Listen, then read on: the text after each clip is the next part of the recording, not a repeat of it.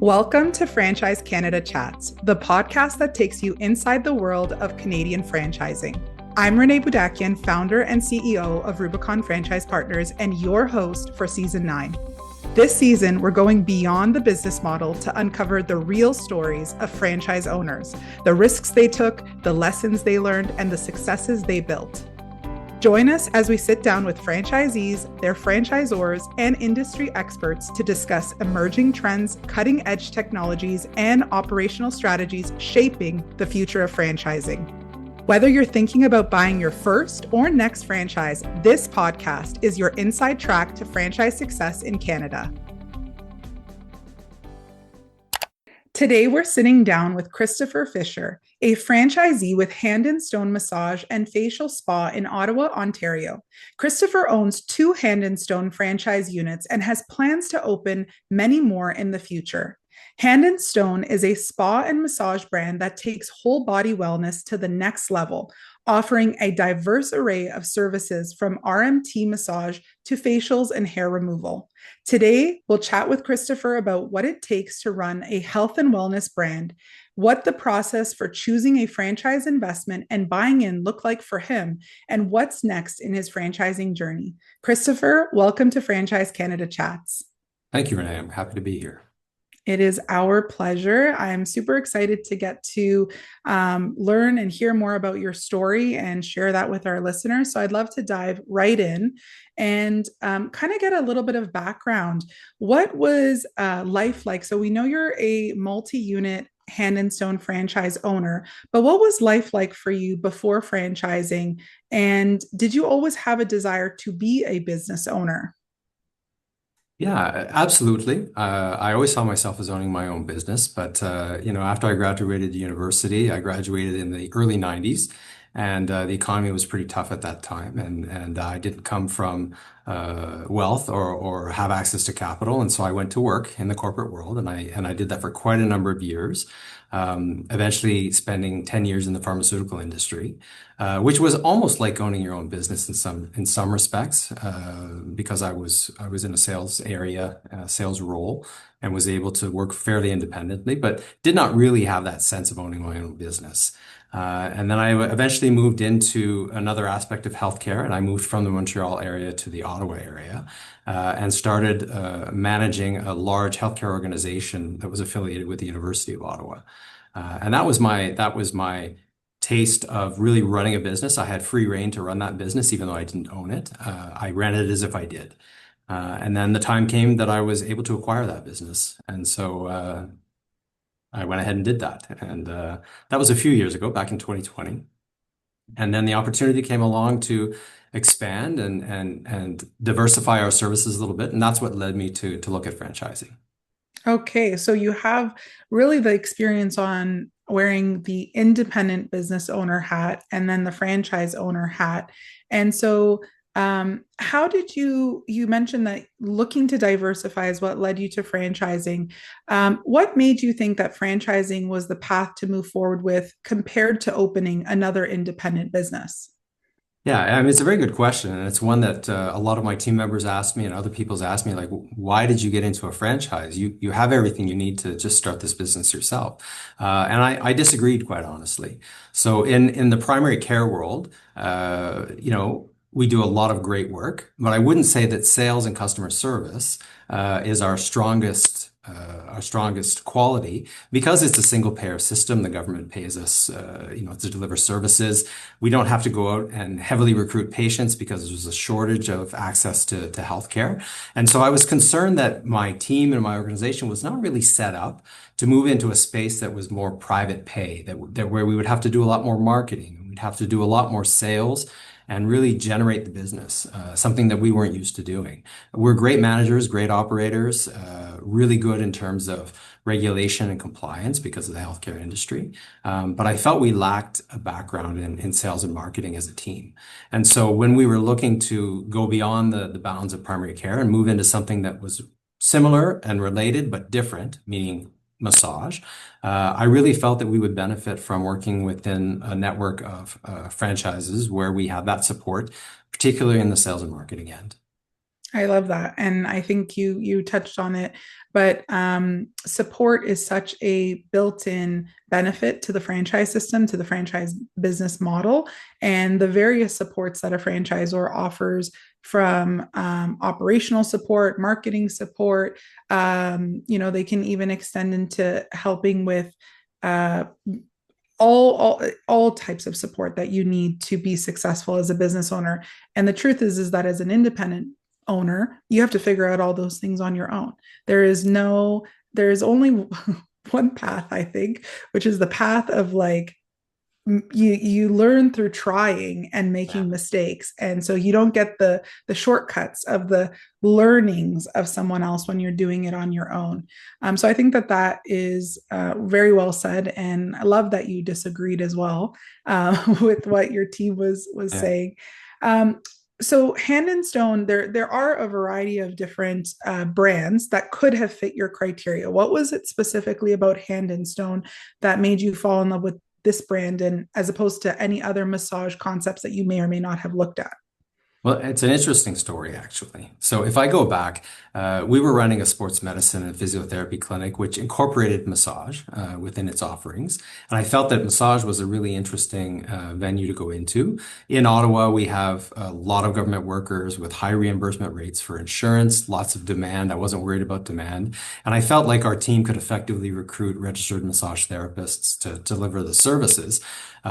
We had a good base. And I thought, I still would like to benefit from a franchise system, and I'd like to benefit from a membership model. So I had been in the States many years ago and come across a very big player now in the United States called Massage Envy. And Massage Envy has a membership model. And I had actually experienced a massage when I was in Minnesota for something. And I liked the model. I liked the process. I liked the follow-up, all of it. And so I knew there were some existing membership model massage brands in Canada, and I started to do a little bit of research. And I came upon massage experts. So there's a larger group out there called Massage Addict. People often know them from Dragon's Den, but they've been quite successful.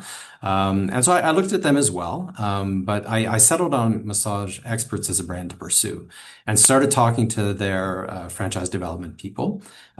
Smaller brand, more personal attention, I guess, is one way to look at it. And I felt like there were already some Massage Addict locations here in the Ottawa area, but there wasn't an active Massage Experts. And I thought that would be an opportunity for me to develop the brand here in Ottawa because I was envisioning more than just one location. So I had more ability to grow by going with that brand. And so I went through the whole process. I spoke to a number of current operators across the country for that brand. And I thought that this was going to be a good fit for us. So, concluded the area development agreement, purchased 4 franchises, including one for the Quebec side because Ottawa is just on the border with Gatineau, and that was an opportunity as well. My team is bilingual, and I thought we can do very well in Gatineau as well.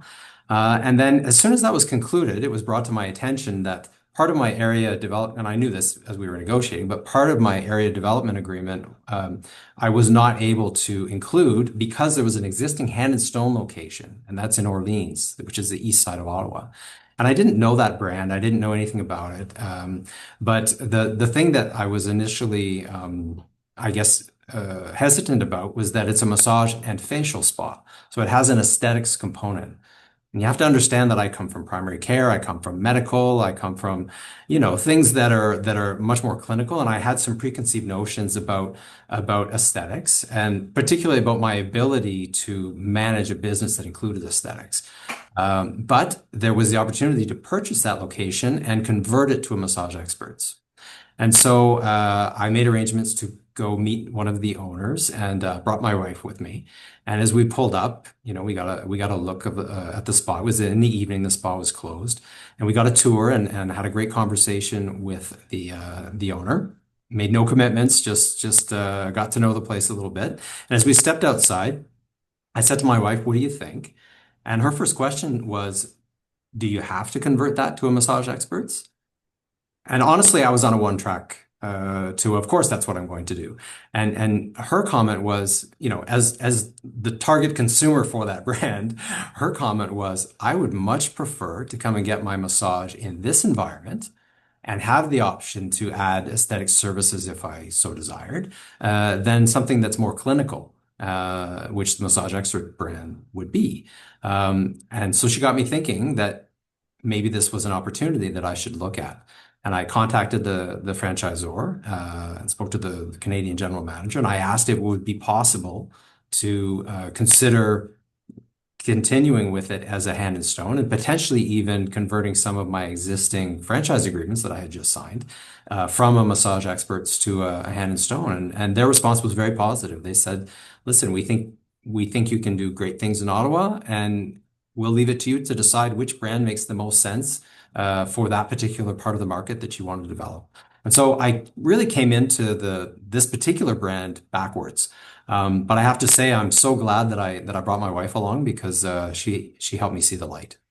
I think that's an incredible story. Like, just the fact that you had your wife who is the target audience, she's the Yeah, ideal client profile yeah, for Hand and Stone, and she kind of helped you to see, as you said, see the light. And I think that's also really great that the franchisor was so willing and supportive to allowing you as an area rep and in really thinking through that development role that you're playing to help to develop more of those locations, that they gave you they gave you some autonomy really to say yes. which one is the right brand, because you know the market the best, your boots on the ground, um, that specific locality and communities and what might thrive there better. So I think that's super interesting. And so when you determined that Hand in Stone was the brand for you, through this kind of journey, what was some of the research that you did then when you were in that process, considering what information was important for you to find out about, or if we put our research hat on, what would you recommend other prospective franchisees look into as they're looking into brands? I think I'm going to answer that with a cautionary tale. So my comments might be more, don't do what I did, because honestly, I think that my background in this local market in healthcare and physiotherapy, including massage, we worked in a lot of different areas, gave me a bit of overconfidence in terms of thinking that I knew this market well, and that I didn't need to necessarily research the market as much as I needed to research the franchisor and the brand. And so I think what I would say to a prospective franchisee is that you have to understand more than just what's the franchise offer, what's the brand, what's the business offer that's in front of you. You have to go deeper into the market, and you have to understand what the challenges are going to be based on your own research, not just on what the franchisor is going to tell you in terms of market challenges. And that, it's not that they are intentionally misleading or withholding information, but they are not generally always going to be the best source of local information for your market. They will have broad-based information for the network as a whole. And many franchisors are based in major urban centers, and there can be a major urban centric point of view that creeps in.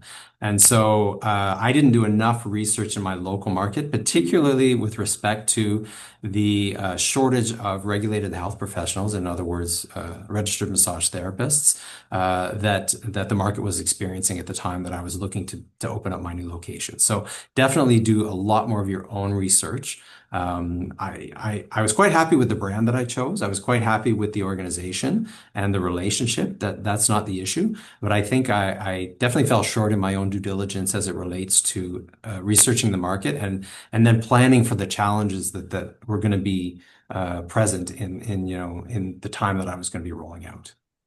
I think that that's very fair to say. And research and doing your research as you are going through your franchise due diligence process is critical. And did you also, not only researching the market and understanding what the market conditions look like, for example, labor shortages, Mhm. did you spend time talking with existing franchisees? Was that part of your due diligence process? I did that part of due diligence prior to making the decision to purchase the existing Hand and Stone. And so that was done mostly with massage experts, owners, but not in my local market, of course, because there weren't any existing Right. massage experts. And I was purchasing the Hand and Stone from the former master franchisor who had retired from the master franchise business, but had taken back that particular location and was operating it remotely. And so it was I mean, they gave me very good insight and they were very truthful. And I'll be honest, I got a very good deal when I purchased it. So it felt like I couldn't really lose. But nonetheless, I still fell short in specifically doing the research on the Hand and Stone side. But I had done, yes, some prior research speaking to operators out west, out east, and further south in Ontario as it related to massage experts. I think that that's great. And I mean, I think the key thing is that when you're excited, you can start to put the emotion ahead of the logic. And so when you're doing your research process, it's important to almost detach a little bit. I know that emotion is moving the ball forward for a lot for all buyers, really. I mean, buying is a very emotional decision, whether we're buying a franchise, buying a car, or buying, stuff from the grocery store. But it's important to do your research, and I think that that's the underlying message of really evaluating the franchise, not just the opportunity, but as you said, the franchisor, evaluating what the experience of other franchisees in the system, evaluating what kind of support, really, truly, what kind of support are you getting? What's the reputation? What's the demand in the market? Do you see yourself going into a franchise opportunity where there's a growing demand or a shrinking demand in the Yeah. market? And so all of these things, very, very important. Um, I'd love to ask because I think when we talk about franchise ownership, one question that comes to the mind of many prospective franchisees is the capital to invest in a business. Mhm. And I know your situation was a little bit unique because, as being the owner of a business prior to franchising, um, your way that you got into collecting the capital may have been different. Can you just share with us a little bit about your process of obtaining the initial investment for your Hand and Stone franchises? What did that look like for you? Yeah, probably not the usual. In speaking to other franchisees within the system, most took the small business loan route. So there are, lots of financing opportunities that are supported, by the banks. In some cases, BDC, and then the small business loan program. I didn't take that route for a variety of reasons that I think are quite particular to my situation. But we were luckily in a position to self-finance. And so we had some accumulated capital, and I was able to refinance some commercial property that I owned in another company in order to lend it into this company. And so I don't think that's typical. And I'll be honest with you, I don't know that I would do it that way again. It was a little bit of laziness on my part. I had the luxury of being able to kind of decide not to go through the typical process of jumping through all the hoops for the bank and undergoing all that scrutiny. And really, it's not easy to get a loan for a business. And I felt like I had an opportunity to bypass that piece, and so I took it. But certainly for my next locations, I intend to take a more traditional route in terms of seeking financing, supported through the small business loan program or other. But yeah, that's how I started, was self-financed. I think that's helpful to know. And I'd love to just ask one more question on that, which is you had said it's maybe the lazy route that you took. I mean, I don't know if I'd call it Yeah. that, but now you have it in your mind that for your next locations, you would go the financing route. Why would you go that route as opposed to if you are in the position to self finance it again? Why are you more leaning towards that, the traditional route? Well, for one particular reason is cash flow. So, I think a lot of people are concerned about taking on a big loan for cash flow reasons because you have that regular payment to make. But, even if you start with a pot of capital that you're going to commit to your fit up and all of your initial startup expenses, then you're going to go through a period of time where your expenses, your ongoing operating expenses, even if you don't have loan debt service, your ongoing operating expenses are not going to be covered by your revenue. That's generally the way it's going to be.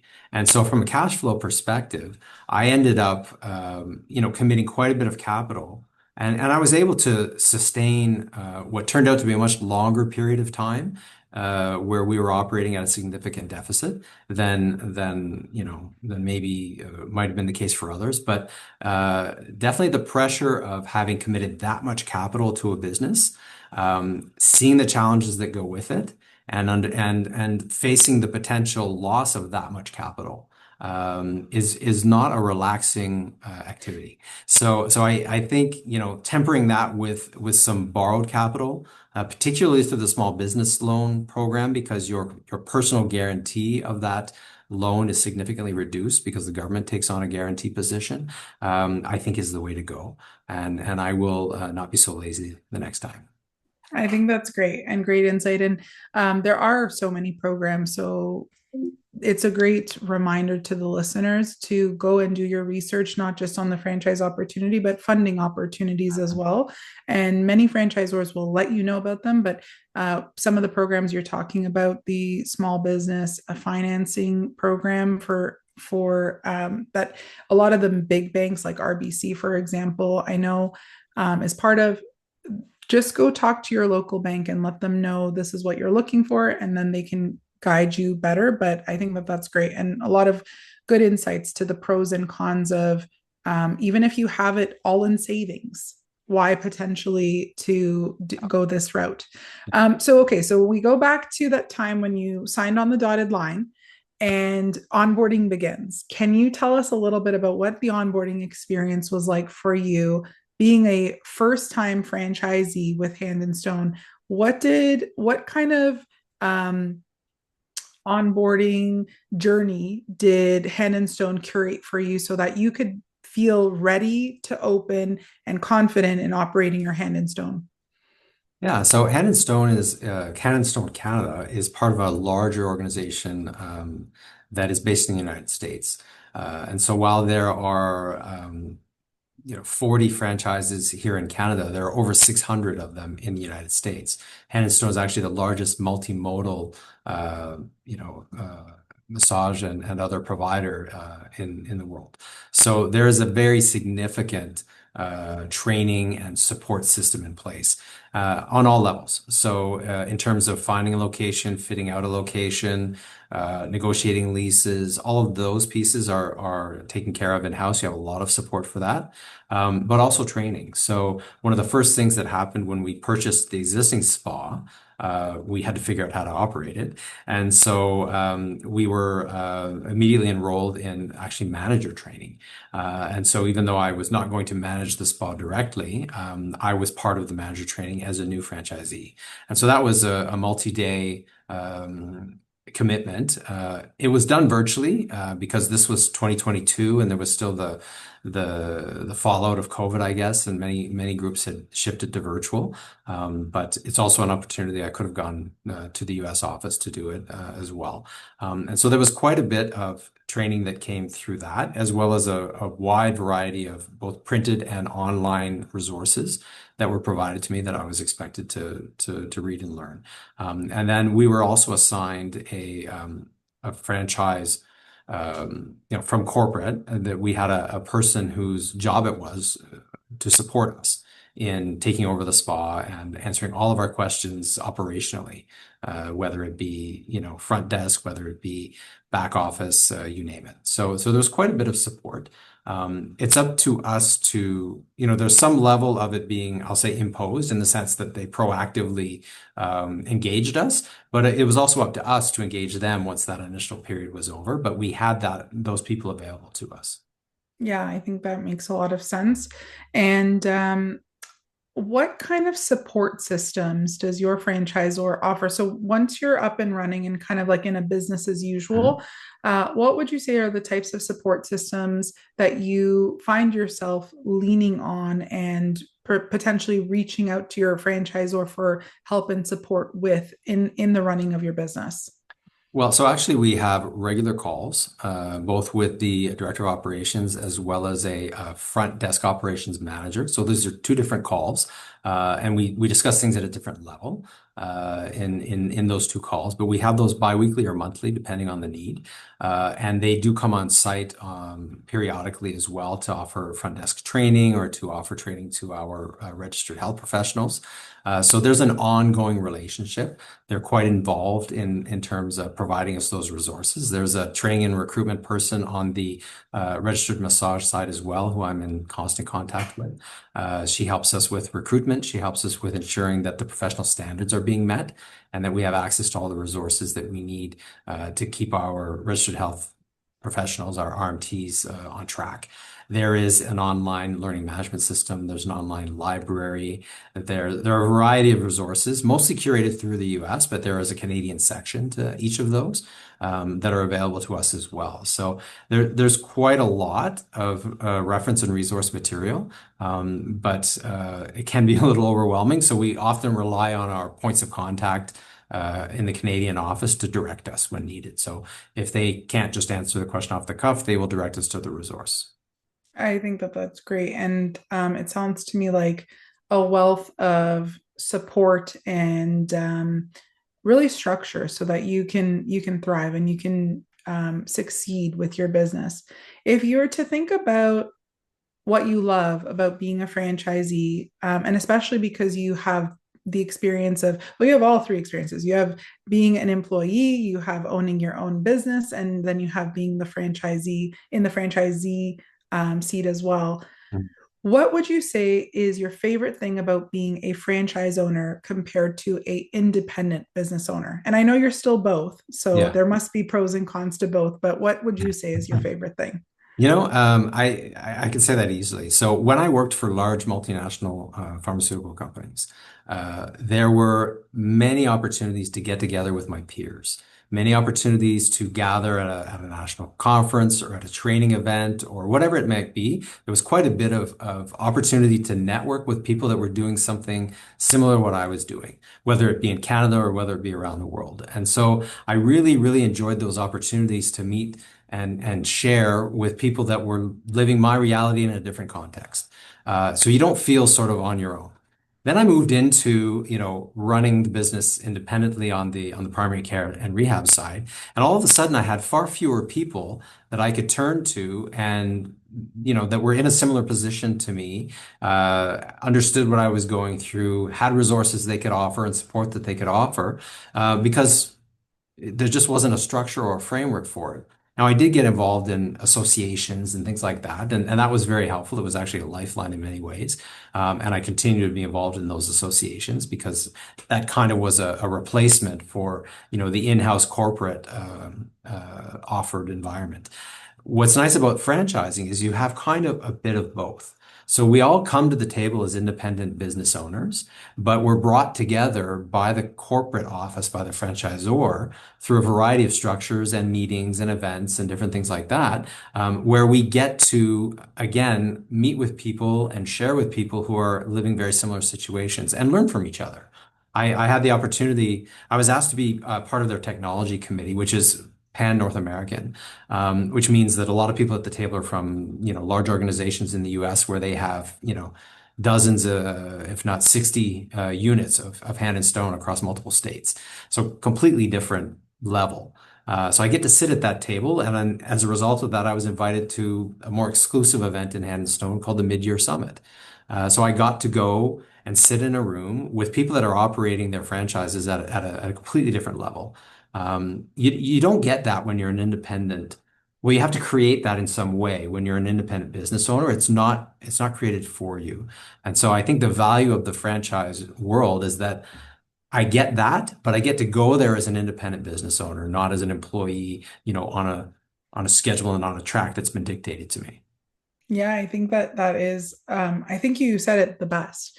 And I think that the benefit that is built in as with the franchise business model is that you have this strong sense of community Mhm. and of those who are doing and operating the same business in just a different territory. And so they deal with the same problems. I always like to categorize when I'm getting advice, when I'm getting feedback from other business owners, when I'm dealing with problems.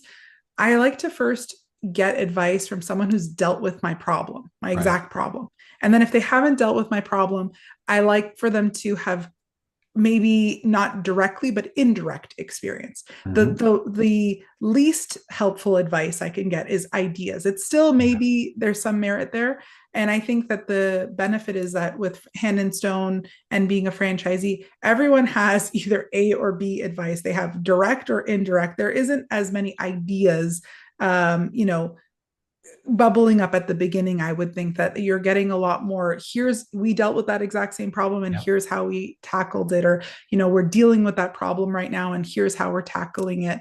And so I think that that is, again, collapsing what takes most decades to figure out and learning that in a compressed period of time, because you're getting the learnings from so many others. So I think that that's great. um, how would you describe your relationship with the franchisees, in like your fellow franchisees in the Hand and Stone system? Interesting. So, as I said, there's 40 franchises in Canada. Some are multi-unit like myself, so it's not 40 individual owners. So there's a variety of people that are in this business. So there are people who, this is a second or third career for them. There are people who treat this very much as a almost like a job for themselves in the sense that they're in the spas every day. They know the systems in and out. They know how to work the front desk. They know they fix the the equipment when it goes wrong. I mean, they're very present in their spas. They know the business from the inside. And then you have other people that are running it more like an investment. And so they don't spend a lot of time in the spas. They have a layer of managers who generally take care of their operational issues, and they deal at the higher level in terms of making decisions as it relates to capital and things like that that they would deploy. And so that is definitely, the gamut. And I learned something from all of them, quite honestly. Those folks that are on the inside are teaching me a lot about the day-to-day realities of operating the business, operating the spas and client services and all of those kinds of pieces. And they're very willing to share their ups and their downs, their successes and their failures, lots of tips and tricks. Lots of open invitations. Come see me. If you're down in the Toronto area, come and see me. Or if you're out in Saskatoon, because there's a very successful operator in Saskatoon, believe it or not. And it's really, quite open and welcoming. We have a franchise owners group, and we get together regularly to, discuss issues and try to get on the same page about things that we might want to go to the franchisor about. So there's quite a lot of interaction between the franchise owners. It's quite good. And then on the US side, because I have that privilege of being part of that committee, I'm starting to create a bit of a network amongst US owners as well. Well, I think I want to shout out one of your accomplishments, because I know that one of your locations, you had placed, I think it was 12th overall of all 600 locations across North America for customer service. So definitely lots that the franchise owners in other locations, I'm sure, want to learn from you too. And what what is Christopher and his team Yeah. doing?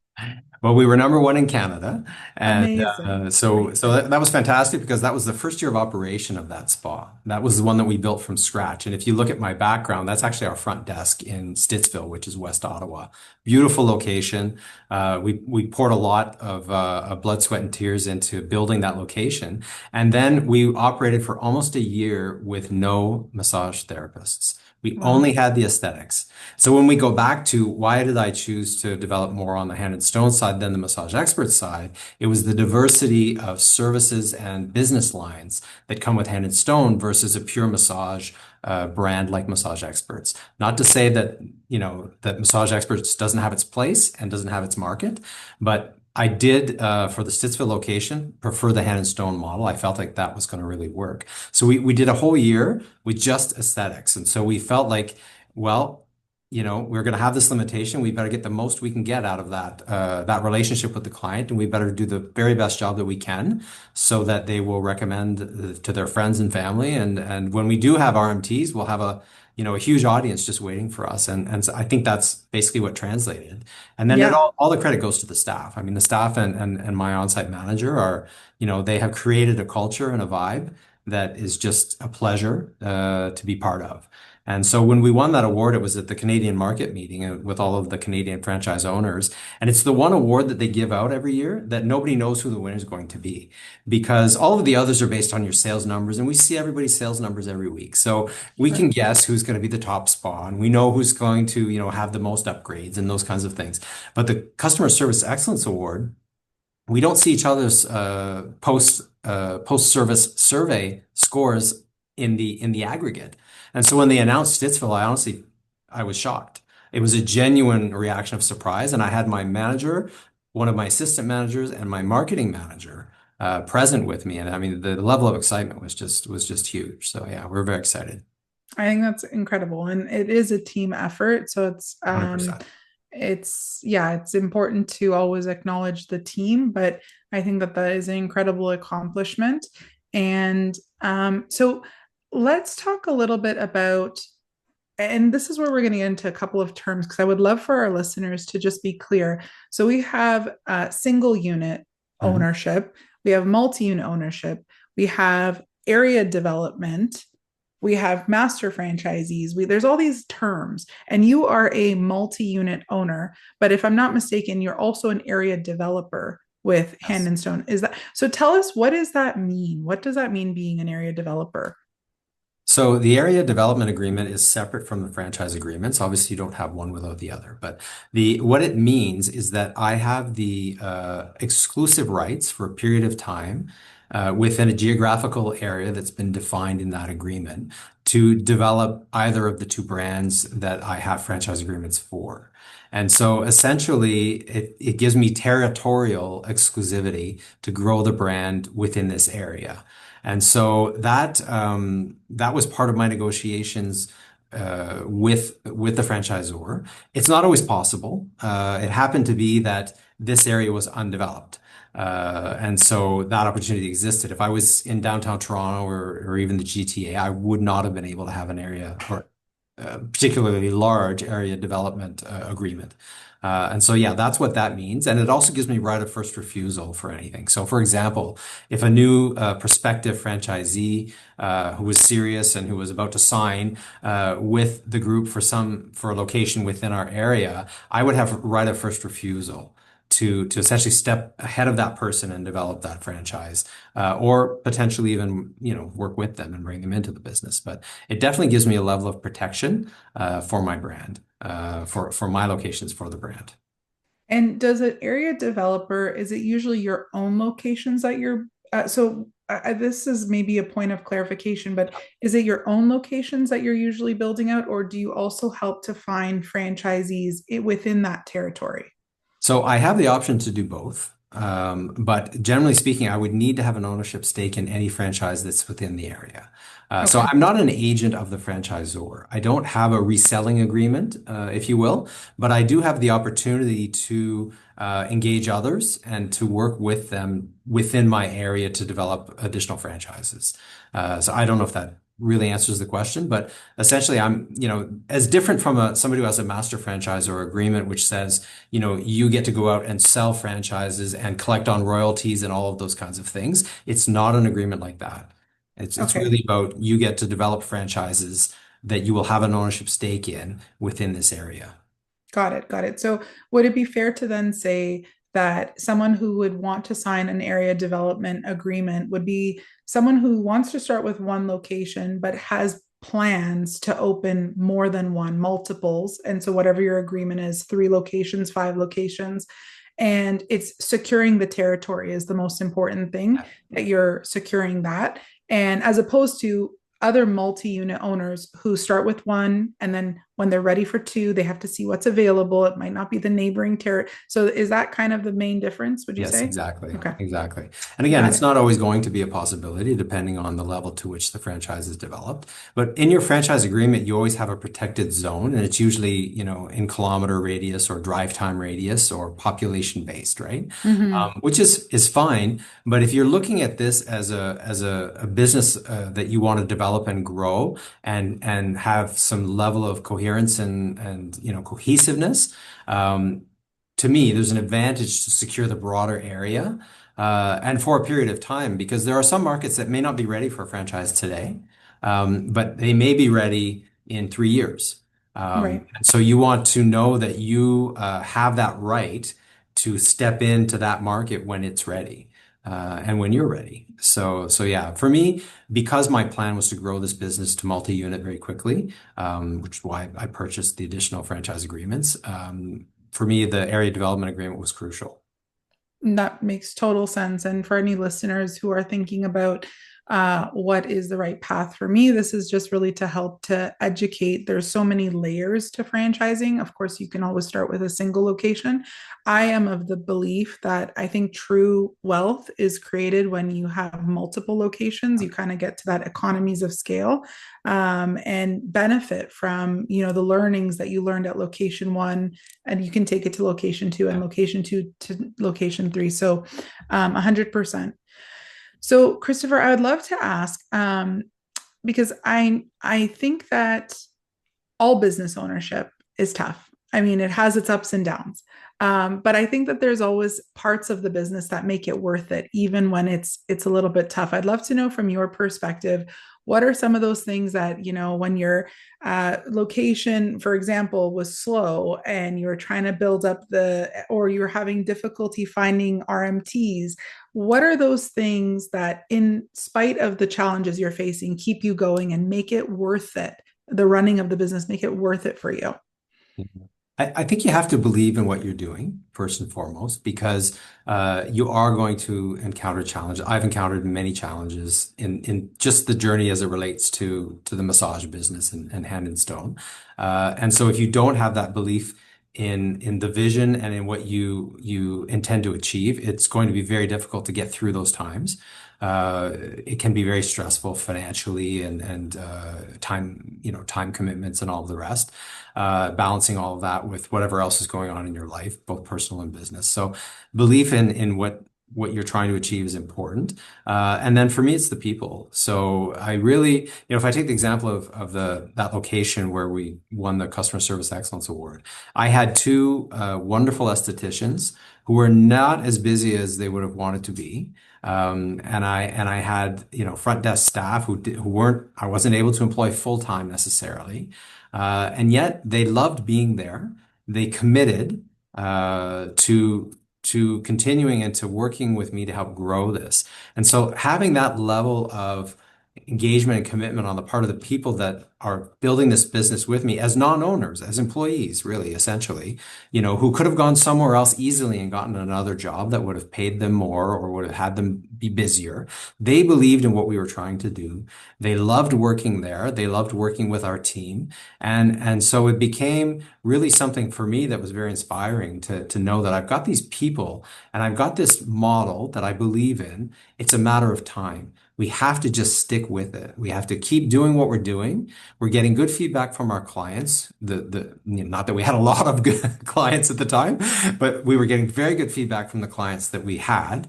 And I really just felt it was going to be a matter of time. People will start to see what we're doing and they're going to want to start to be part of it. And it took about a year, but now I'm at the point with the RMTs that I don't know where to put them all. So we had five start with us in the trailing end of 2024. So now we have five on the go full time. I've got another five in the wings that are starting this summer because as new graduates are coming out, they're hearing about Hand and Stone and it's a great place to work and we want to work there. And so sticking with it, as tough as it was, it's very gratifying now to be at this place where we've turned a corner and we're really starting to take off. So that I think is important, is to just find that inspiration in what you're doing in the moment and how that connects to where you want to go. I love that because also what I heard in that is that you were not looking for a quick win. I mean, you played the No. long game. You uh, were consistent, which is important, is that it's not a sprint, it is a marathon, and you were consistent. And then slowly but surely, you were able to build that grassroots of your steady client base, which is probably, again, a membership model. You have to build it up, but then you have recurring revenue, so you can count on that. And then you have the demand also now that you've generated, or the supply, I should say. You have the demand, now you have the supply too, and so I think that that's incredible. Yeah. What would you say? So, if you were speaking with a prospective franchisee who comes to you and says, Christopher, I'm thinking about going into franchising, um, what advice would you give to this person who is in kind of at the beginning, or early on in their journey of determining if franchising is for them? What questions should they be asking potentially of themselves, or as they do the exploratory process? What advice would you give? Yeah, well, so first of all, I would hope that if they're at this stage, they've already had enough self-reflection to determine, do I want to own a business? Do I have what it takes to own a business? And by that I mean, can I weather the ups and downs? Can I stick with it when it gets difficult? Can I juggle all of the aspects that come with running the business? Because you might be an excellent employee in the role that you occupy within the business, but you've got a slice of what's going on. When you take over a business or start a business, now all of a sudden you're more than an engineer, or you're more than a sales and marketing person. You're also a finance person. You're also a facilities person. You're an HR person. You're everything under the sun. Do you want that? Do you want to fail? Because you're going to fail at some of those things. Are you okay with that? Are you willing to learn from that and pick up and grow? So if they've already made that decision and now it's a question of franchising versus independent business, I think the first thing is, again, do your research, talk to people. I had, and I'm sure others have, a lot of preconceived notions about what it means to be a franchisee. I thought it was very restrictive. They tell you what to do. You're a robot. You just implement the system the way they tell you. And if you try to stray from that, they're gonna stop you, right? Not the case. I can't speak for every franchise group or franchisor, but I can tell you that at Hand and Stone we have quite a bit of liberty to run the business the way we want. You have to stay on brand. I can't suddenly start offering a product that isn't approved. But within the framework, I have quite a bit of liberty to run the business the way I want. So I didn't know that going in necessarily, that that's how it would be. I discovered that in the due diligence process. So it's really about understanding what your strengths are and understanding what the franchisor's strengths will be. And do those things come together? Are they going to work in a complementary fashion? And is that the kind of environment do you want to work in? You do have to give up some level of autonomy. You just do. Right. There are decisions you're not going to get to make around the broader aspects of product offering or broader aspects of services, or there'll be some compliance things that will be imposed upon you. And you're going to give a piece of your revenue to that franchisor every single week or month or whatever it is. In our case, it's weekly. And that comes off the top, not off the bottom line. So, are you okay with that? Are you going to be able to see that value?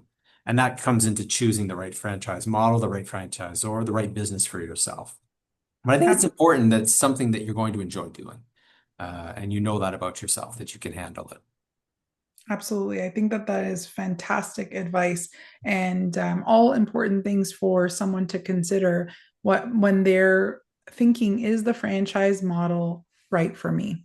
Mhm. Um, and so I'd love to know, Christopher, if we think about like 5 years down the road, what does your goals look like, and where do you see yourself in 5 years from now with Hand in Stone? Is it more locations? Is it um, you tell me, what does 5 years from now look like for you and your business? Yeah, for sure it's growth. I had a very ambitious, so one thing I would go back to in terms of advice for franchisees, Yes. prospective franchisees, is it will cost more and take longer than you think. So plan for it to cost more and take longer than you think, because that will be the reality. And again, franchisors, it's highly regulated what they can give you in terms of information. And so there are things you're just going to have to figure out on your own before you take the plunge. And then the reality is that your own experience will differ greatly from that of others. But what I can tell you is, in all likelihood, it will cost more and take longer than you anticipate, which is not. It's about expectations. It's not a bad thing. It's not an abnormal thing. It's not a sign of failure. But it is something that you need to account for and mitigate as much as possible. So that I would say is important. So leading me to say that, we intended to be a little further along the path than we are now. But the plan has not changed. The timelines have just been modified somewhat. So we're at the point now where we're not going to plunge into the next location until these two locations are humming the way we need them to hum, and we're well on that path. And then we'll be strategic about the next location within the area, and then the next location. There's a challenge right now, at least in this area, and I think in a number of markets, in finding good, affordable retail space. Downtown office space, particularly in Ottawa, with the federal government, moving to a hybrid model and reducing its size, tons of downtown office space, no problem. And then as a result, downtown retail space. But is that the right space for the franchise and Right. that you're going to be starting? And if all those people are no longer working downtown, do you have a market any longer? And I mean, I think the vacancy rate is indicative of that market has collapsed and moved to the outer skirts of the cities and of the more rural areas. But those areas are where it's difficult to find good retail space. So if you're in a retail business, location is very important, and it's going to take time to find those locations. And the cost of those locations has skyrocketed. Even when you buy an existing location, you're looking at massive increases when you come for lease renewal. So that was the case that we had with the location in Orleans. When we purchased it, it had about a year left on the lease. We had a very favorable rate that dated back to almost 9 years ago, and the renewal rate was considerably higher. That's the market. So we will continue to expand. 5 years from now, I hope to have my 5 locations built out, humming along, and looking to develop from there. Being exposed to how they're functioning in the U.S. Again, that's a different level. You've got people that are their reach is well beyond their local market. I was sitting next to a fellow. He's got a variety of franchise locations for Hand and Stone in Colorado and Minnesota. There's another fellow who's across about 5 states. So I mean, that's something that is a little more feasible in the U.S. Just because of the smaller geography. But that's starting to get my interest of, okay, could we get to the point where we could manage and effectively run some of these locations more remotely? So that could be down the road as well. Love it. And I have just one final question to ask of you, Christopher. You've shared so many nuggets, so it might be something you've already shared that you want to hit on again, or maybe something new that you're going to share. But this is my question. What is one truth about franchising that you know now that you didn't know when you first bought the business? Yeah. I don't know if it's a truth. It is a truth, but I don't know if it's like one of those, amazing nuggets. But here's what I see. The franchisor has put a lot of effort into creating resources and creating all of the things that you need to be successful. It's there. What I see with a lot of the franchisees that I come across is they're not accessing them.